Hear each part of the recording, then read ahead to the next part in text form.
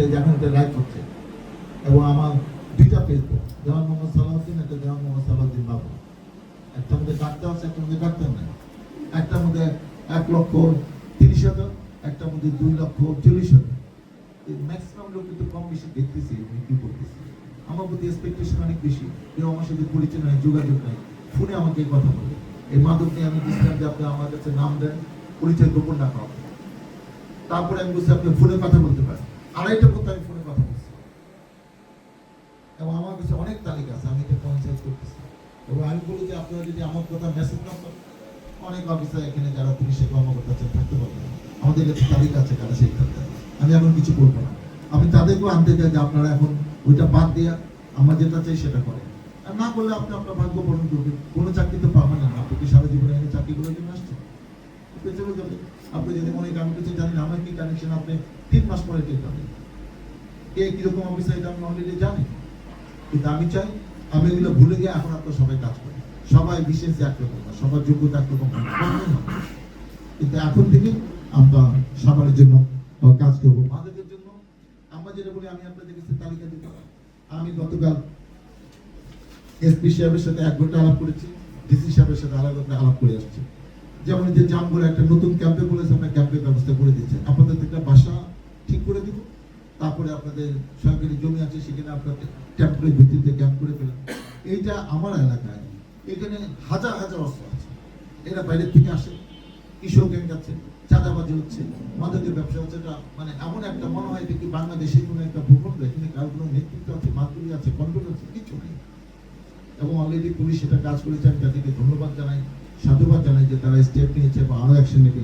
Second হলো আউটপাড়া, এই জায়গাটা এখানে আউটপাড়া আদর্শ গ্রামে এটা মাদকের বিশাল একটা, আপনারা ধরেছেন এর আগে এই সুটাস্তার টান্ডা মনিটরি যারা আছে, একজনকে ধরেছে, একটা ঘটনা বলি।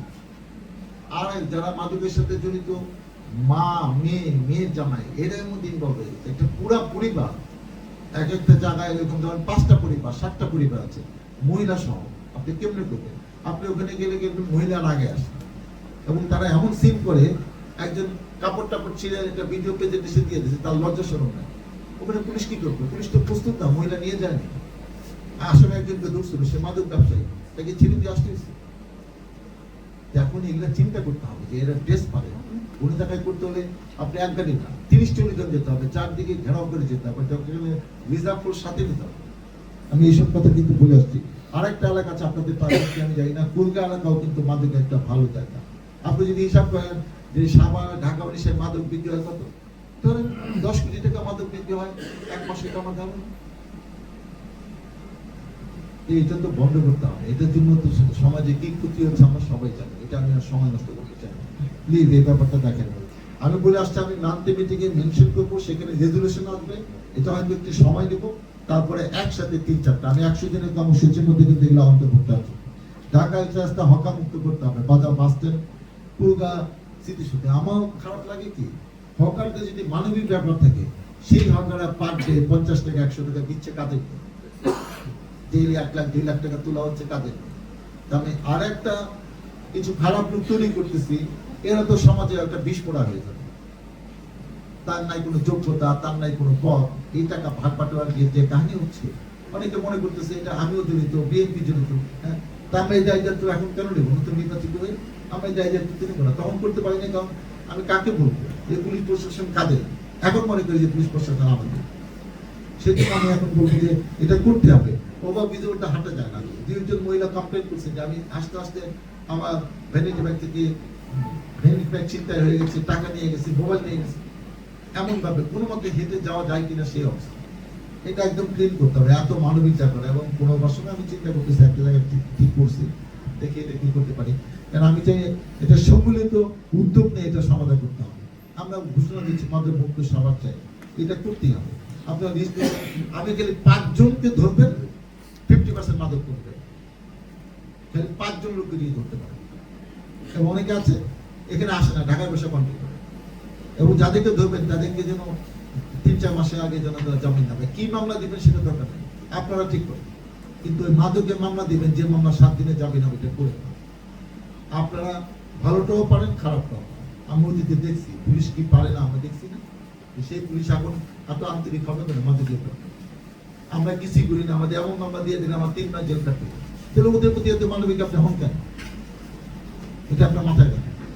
ওদের এত মানবিক হবে না, এমন মামলা দেন বানায় বুনে দেন, হত্যা মামলা দিয়ে দেন, 6 মাস 1 বছর থাকুক যেতে, যারা মাদক সমাজকে ধ্বংস করতেছে তাদের জন্য আমাদের দরদ নাই, স্টেট নাই।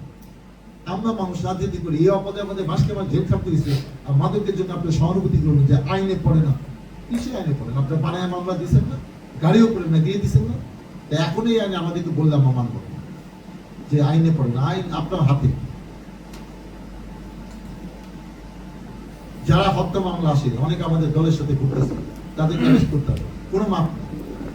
আইন আইন নিজস্ব গতিতে চলবে। আমি কারোর জন্য সুপারিশ করবো এবং আরো বুদ্ধি হবে, ধৈর্য মিডিয়া টিডিয়া দিয়ে দেবো, কেউ আপনাকে তবদি করতে সাহস পাবে না। আমি বলে গেলাম আপনাকে, যে যত বলো না কেন, হত্যা মামলা আমাদের আশেপাশে থাকবে কেন? তাদের দলে যতক্ষণ পর্যন্ত তার নাম আছে তাকে ধরতে হবে। তারপরে এই যে আমি অনেক জায়গায় কিন্তু প্রতিষ্ঠান ইয়েদেরকে বলেছি, ব্যবসা প্রতিষ্ঠানে সিসি ক্যামেরা লাগাতে হবে, এই যে অটো রং সাইডে চলে এটার ব্যাপারে উদ্যোগ ব্যবস্থা করতে হবে, যানজটের ব্যাপারে আমার একটা পরিকল্পনা আছে, সেটা আমি বলতেছি। আমি 13-14টা পয়েন্ট ঠিক করেছি, যেমন যদি আমি 4-5টা পয়েন্টের নাম বলি, এই যে হেমায়তপুরে ডেইলি যানজট হচ্ছে, আস্তে আস্তে ওখানে 10 মিনিট মানে স্লোলি যাইতে, তারপরে যে আমার বাসার সামনে, তারপর বাজার বাস স্ট্যান্ডে রেডিও করে দিতে, যারা ওইদিকে গিয়েছেন তারা দেখবেন। তারপরে ধরেন 20 মাইলে নবীনগরে, তারপর সামনে নয়হাটে, এদিকে ড্যান্ডাপড়ে, এদিকে বাইপাকে, এদিকে যদি ঘুরে যাই জামগড়াতে, এদিকে জিরাপথে, এদিকে আশুলিয়াতে, ওইদিকে ইপিজেডে, ওইদিকে শ্রীপুরে, ওইদিকে জিরানিতে। এই স্পটগুলোতে পুলিশ কোথাও একজন আছে, ট্রাফিক পুলিশ কখনো 2 জন আছে। এই 2 জন একজন দিয়ে এই স্পট যানজট কন্ট্রোল করে দেবে। অনেক বিশ্বে অনেক দেশে আছে, ডাক্তারদের হেল্প করার জন্য প্যারামেডিক্স আছে, এই যে স্টাফরা নার্সরা কি করে, ডাক্তারদের দায়িত্ব। আমরা আপনাদেরকে প্রত্যেক জায়গায় ভলান্টিয়ার দিয়ে দেবো, 4-5 জন, যেখানে যার রিকোয়ারমেন্ট, কোথাও 2 জন লাগবে 2 জন, কোথাও 4 জন লাগবে 4 জন, 5 জন লাগবে 5 জন, আমরা দিয়ে দিব। তাদেরকে যারা ট্রাফিক সরকারি তাদের ট্রেনিং দিবে, তাদের ড্রেস পরে দিবে, তাদের যদি কোনো অ্যালাউন্স থাকে, ভাতা লাগে, সেটা আমি লোকালি ম্যানেজ করবো।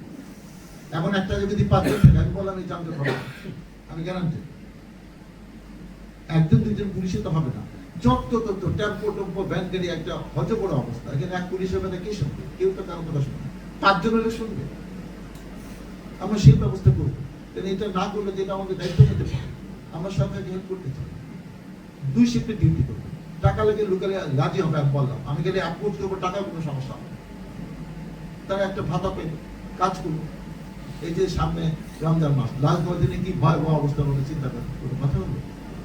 এইগুলো আমাদের কিন্তু চিন্তা করতে হবে এখনই। আর লাস্ট যেটা আমি বলতে চাই, এই ঢাকা এটা সৌন্দর্য বর্ধনের জন্য আমি একটা মানে আমার নিজস্ব একটা পরিকল্পনা আছে। এই যে বিভিন্ন জায়গায় ডাইভারশন এবং ইউটার্ন আছে 2 পাশে, ওখানে ময়লা টেলা ফেলা যাচ্ছে। আমি আমার একজন দলীয় নেতাকে দায়িত্ব দিব যে এই জায়গাটা তুমি ফুলের গাছ লাগিয়ে সৌন্দর্য বর্ধন করো। অতীতে ঢাকা সিটি কর্পোরেশনে কিন্তু হচ্ছে বিভিন্ন মোড়ে কিন্তু কোনো ব্যাংক, কোনো অর্গানাইজেশন, প্রতিষ্ঠান কিন্তু ওইগুলো করেছে।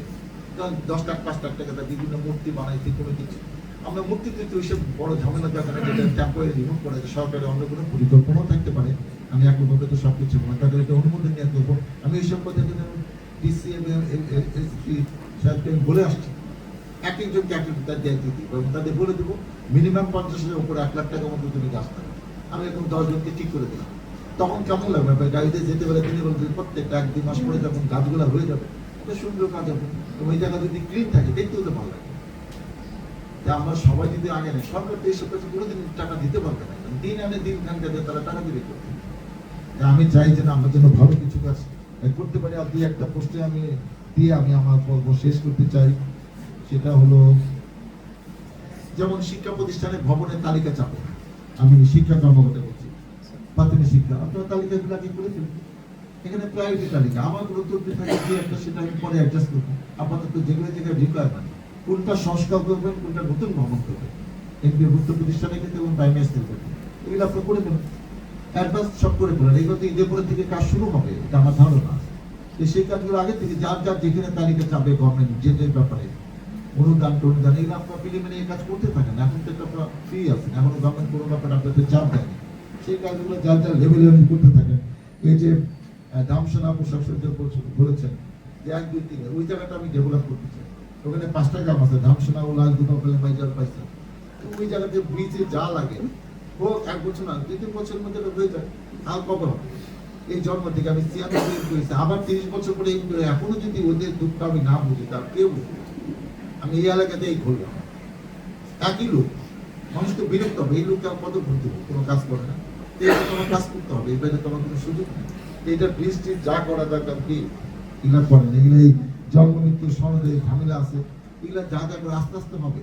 যেটা তদবির করতে হবে করবে, আর যেটা এমনি নিয়মের মধ্যে হবে সেটা আপনার করেন।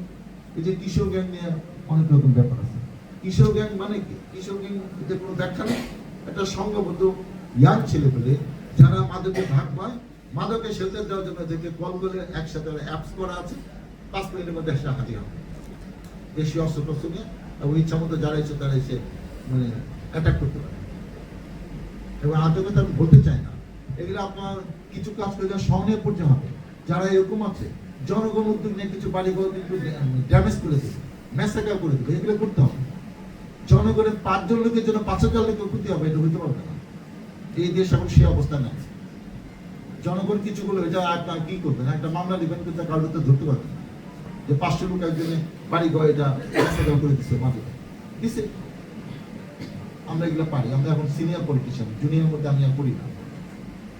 আমরা গেম করে দেবো, আমার ধরতে পারবেন ওইটা একজন ওই বান্ধব খুঁজে দিয়ে পাওয়া যাচ্ছে না, পলাইছে। বাড়ি ঘটনা চিহ্ন না, ও ঢাকায় বসে বসে খালি ফোনে কথা বলতে হবে, এলাকায় ঢুকতে পারবে। লোকজন সাহস হয়ে গেলে জনগণ কি করে আমরা তো দেখলাম পাচিয়াটা, এই মাদক পাবো না পাবো। কারণ এটার পাশাপাশি আমি আবার চিন্তা করতেছি, আমার ওয়াইফাও বলে যে দেখো ওইটা করার আগে তোমার নিরাপত্তা পাঠাও। আমি এটাও বলে আসছি, আমার সিকিউরিটি লাগবে, আমি থানার লোক আমি যেখানে যাবো সেখানে আমাকে 2 জনকে দিতে হবে, কারণ আমার নিরাপত্তা দেখতে হবে। কারণ এরা যখন দেখবে যে এদের এই সোর্স অফ ইনকাম কমে গেছে, তারা আমার উপর হামলা করতে পারে, অস্বাভাবিক কিছু না, সেটা আমাকে মাথায় নিয়ে কাজ করতে হবে। বিশেষ আমি দিয়ে একটা পয়েন্ট করতে, পৌরসভা মিটিংয়ে থাকার ইচ্ছা আছে, আমি কি করতে চাই না, নয় যদি খালটা আপনারা প্লিজ এটা নিয়ে অনেক কিছু আছে, আমার দিকে অনেকে আঙুল তুলে আছে সাংবাদিকরা। আর অস্ত্র মামলা তো হয়, কিন্তু মাদকের মামলাগুলো যেন আপনারা একটু, অস্ত্র মামলা অস্ত্র পেলে আপনি দিলেন, এটা একটা ঝামেলা, আমি জানি অনেক জেল টেল থাকতে হয়, কিন্তু মাদকের মামলাগুলো অনেক সময় ঠিক মতো অনেক জায়গায় হচ্ছে না। আর সর্বশেষ যেটা বলতে চাই, যেমন আগে আমি টিয়া কি করতাম, ম্যাক্সিমাম শিক্ষা প্রতিষ্ঠানে, মুসলিম মাদ্রাসায়, কোনো ক্লাবে, ইউনিয়ন পরিষদে দিতাম। ইউনিয়ন পরিষদে ওই ক্লাবিকার কাজগুলো ওরা ভালো করে, টিয়ার কাজগুলো আমরা অনেক জায়গায় কমিটমেন্টও থাকে, সেই সব জায়গায় দেওয়ার পছন্দ করি, এবং এই ধারা আমি মনে করি অব্যাহত রাখতে পারবো। আর যে টিচারদের ব্যাপার যেটা বললেন, জাফর ব্যাপারে কাউন দেওয়ার পরিস্থিতি আপনি মান্নান কলেজে, ওইটা নিয়মের মধ্যে আমি করতে চাই, এটা বাড়াবাড়ি করতে চাই। কিন্তু আমার একটা কথা হলো, এটা মানে আপনারা ভোট করার দরকার নেই, যাদের সমস্যা আছে তাদের নামে এলিগেশনটা আসছে। কেন অন্য টিচাররা চাকরি করতে পারলে কেন খালি 10 জন টিচারের কি সমস্যা হলো? আপনি নিজেকে প্রশ্ন করেন, 5ই আগস্টে পরে কেন 10 জনকে টিচার নিয়ে সমস্যা হলো, কেন 50 জনকে নিয়ে সমস্যা হলো? তারা হয় ম্যানেজ করছে, কিংবা তারা বাড়াবাড়ি করেনি। যারা যারা বাড়াবাড়ি করছে তাদেরকে একটু খেসায় ধরতে পারে, তাই বলে তো আমরা তাদেরকে অপমান করতেছি না, আমরা কোনো নির্দেশ দিচ্ছি না, লোকাল লোকজন থেকে দিচ্ছে, তাতে আপনি কি করবেন? আপনি কি আর তাদের চেয়ারে বসে দিয়ে আসবেন, আসেন আপনি চেয়ারে বসে, উনি ওরা ম্যানেজ করে বসুন, সমস্যা। আমাদের কোনো নির্দেশ দেবে, যেমন যে আমার নির্বাচনী এলাকা বাড়ে 14, আর 2টা আমার নির্বাচনী এলাকা আছে। এবং আমি আনঅফিসিয়ালি শুনেছি জাফর বাবরি অলরেডি যাকে নিয়ে সমস্যা সে অলরেডি জয়েন করছে, আপনারা জানেন কিনা? কেন আপনি কিন্তু বলেন না, গোপনে জয়েন করে সে কাগজ পকেটে নিয়ে ঘুরতেছে। আমাদের কাছে তো আনঅফিসিয়াল অনেক অনেক বেশি আছে। পরিশেষে আমি শেষ যেটা বলতে চাই, 01722222208, আমি আপনাদের সব নাম্বার নিয়ে গেছি। আমি আপনাদের সাথে কোনো পেসিং ব্যাপার থাকলে বলবো, কিন্তু আমি যেগুলো কমিটমেন্ট করেছি সেগুলো আপনি একটু নজর দিন, আমরা যেন এটা করতে পারি। ডাক্তারদের যে সমস্যা, ডাক্তারদের স্বাস্থ্যগত আরেকটা ব্যাপার, আশুলিয়া শ্রমিকদের একটা দাবি হলো যে ঠিক আছে এক উপজেলা একটা, কিন্তু আশুলিয়া তো হাজার হাজার শ্রমিক, এদের জন্য একটা হাসপাতাল এখানে নির্মাণ করা হবে, এটা আমার মাথায় আছে।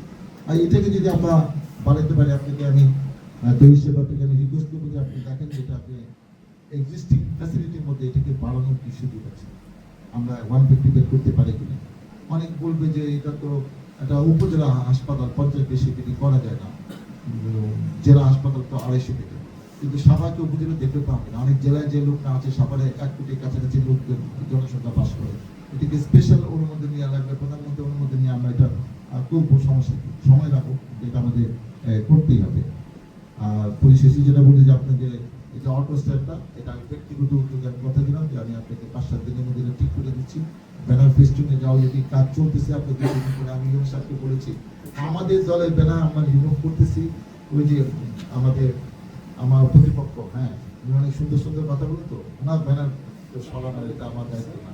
কারণ নির্বাচনে যে জন্য আমরা দেখলাম যে সে এমন কিছু আচরণ করার চেষ্টা করেছিল, আমার লোকগুলো করেছে মানে কিপ সাইডে। কারণ যারা মানে উইনিং পার্টিকে সবসময় সাইলেন্টই থাকে। আমরা জিতবো, কেউ এসে ঝঞ্ঝা করতে পারছে কি হচ্ছে, পরিবেশ নষ্ট করা যাবে না। দুই পক্ষ হলে সব বিপদ অবস্থা করবে, এটা কেমনি সময় দিবে। আমি সবকিছু নিয়ে মাথা ঘামালাম না, কাউ কিছু আমি নিয়ে যাচ্ছি। আমি স্পেসিফিক কথা বলবো, কারণ অনেকক্ষণ বক্তব্য শুনে অনেকে মানে লোড আর নিতে পারবেন না। আমি গ্রিন সভা আমি এটা চাই, এবং পরিবেশ দূষণ নিয়ে আমাদের বিভিন্ন সংস্থা আমাদের কাছে নানা রকম চাপে রাখে। এটা একটা সমন্বয় পর্যায়ে নিয়ে আসে। আমরা যে অনেক কিছু করতে পারবো তা আমি চাচ্ছি সবকিছু সমন্বয় করতে। আমি একদম এটা স্টপ করতে পারবো পুরো কিছু, এটা আমি মনে করি না। কিন্তু জনগণ রিয়েলাইজ করুক যে আমরা আগের থেকে অনেক ভালো আছি এইসব সেক্টরগুলো, যেগুলো আমরা অনেক করেছি। আর চাঁদাবাজি তো কারা করে জানি, এটা আমি দেখতেছি। আমার কাছে ফোন আসে, আমি এটা কন্ট্রোল করবো, আপনার কাছে এইসব যাবে না।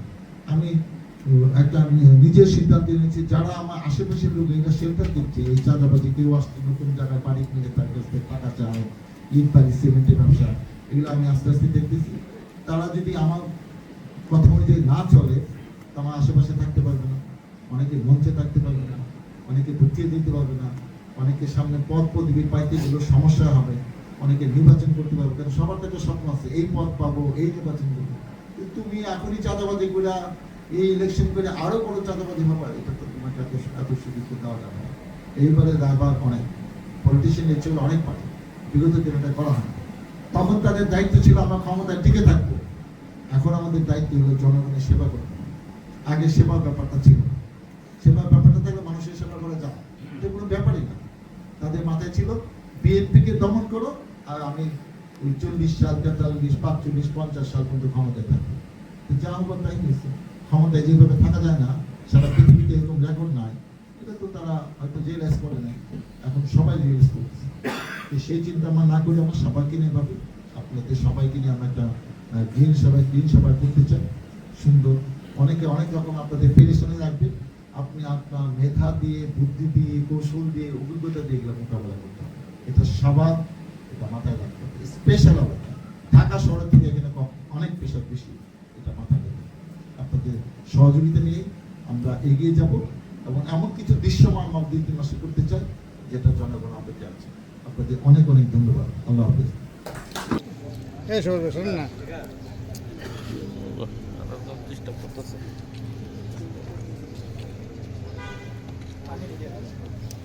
পানি দেন,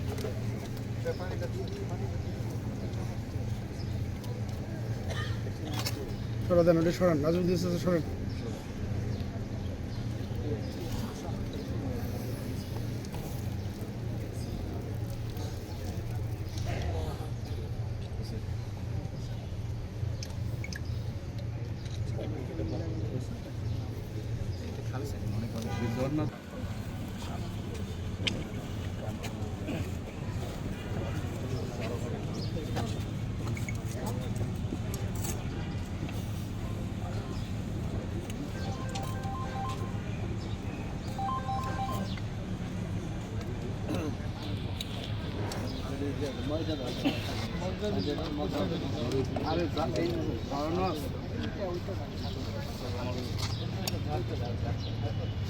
নাসিম ভাই,